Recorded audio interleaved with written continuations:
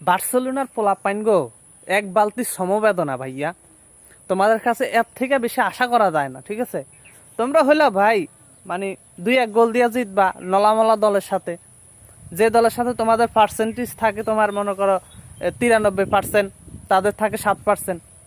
তারা 60% পয়েন্ট নিয়ে তোমাদেরকে 1 গোল ভইরা দিচ্ছে, 2 গোল 3 গোল খাইছে, ওটা কোনো বিষয় না। তারাও হিসাবে তোমাদের থেকে ভালো খেলছে।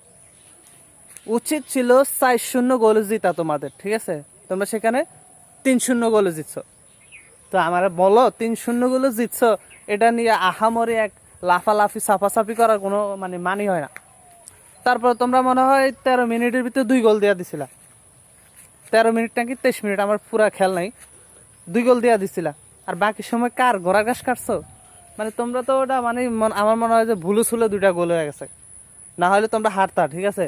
ওরা যেভাবে খেলছে, ওরা দারুণ খেলছে আমি বলবো, ঠিক আছে?